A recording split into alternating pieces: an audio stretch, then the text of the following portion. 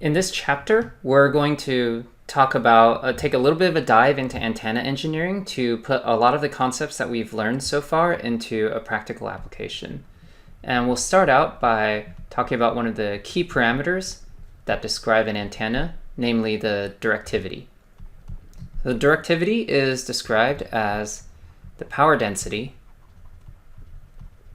in a particular direction. So this would be defined by theta and phi divided by the average radiated power density.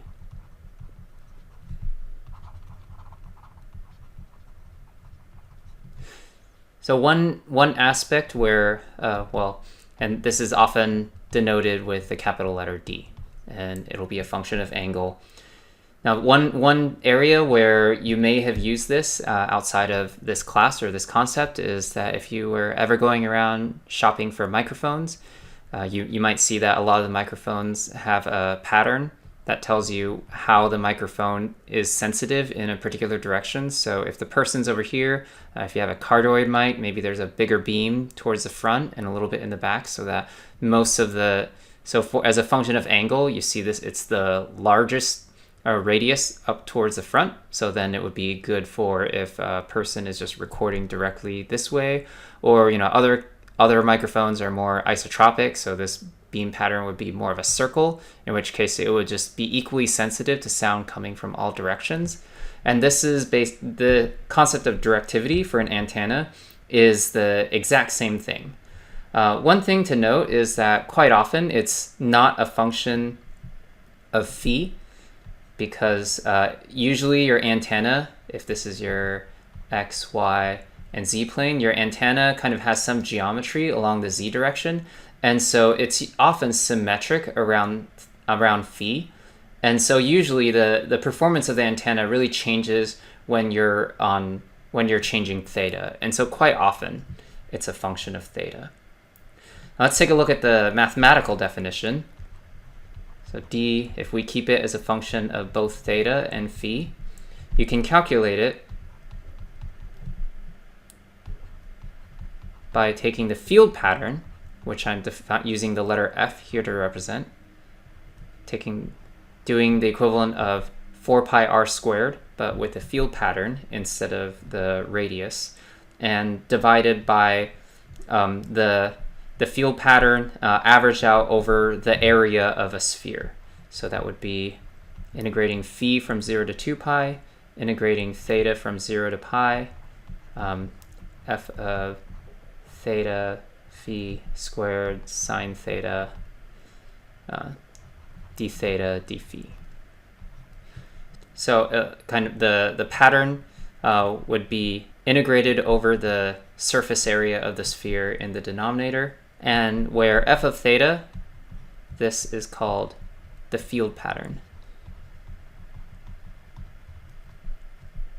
of the electric and the magnetic field. So one way to simplify this description is if you happen to take this expression, if you know what the maximum value is, then another simplifying way to describe this is if you have the maximum value of theta and phi already calculated through other means, or if it was given to you, then you can simply just multiply it by the square of the field pattern. And then that would also give you a directivity equation that you can work off of.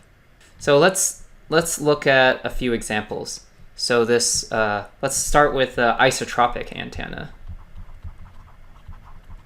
So you would often describe this using a polar plot, very similar to what you have with microphones, where it's a function of theta. So remember, theta is the angle from the positive z direction. So in the case of isotropic, that would be the case of d theta and phi just equal to 1. So it is always at max sensitivity or just the same sensitivity as you vary theta from all the way around. And next up, another one that we'll take a look at is the Hertzian dipole. And so this is we'll take a closer look at this next. But the bottom line is that the expression it's a function of theta, and it's going to be equal to sine theta. So if you were to plot this as a function of theta, you'll see that it looks like this, because it's 0 when theta is 0 and maxes out when theta is equal to pi half. If you were to visualize this in 3D, it would basically just be a donut with an infinitely small hole. Remember, this just rotates around in the phi direction to always be the same. And so you'll see it has maximum sensitivity when you're coming right at it at a 90-degree angle to the z-axis.